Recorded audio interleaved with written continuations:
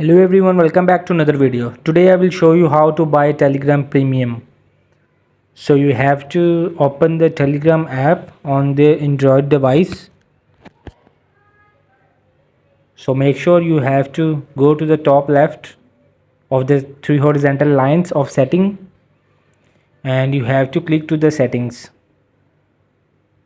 and you have to scroll down to find Telegram Premium. So there is Telegram Premium. You have to click to the Telegram Premium, and there is the annual year fees is $47.99 year, and it's also monthly.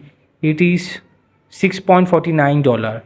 So I will click to monthly, and you can add payment PayPal or credit card. So I will not share my personal detail, it's privacy.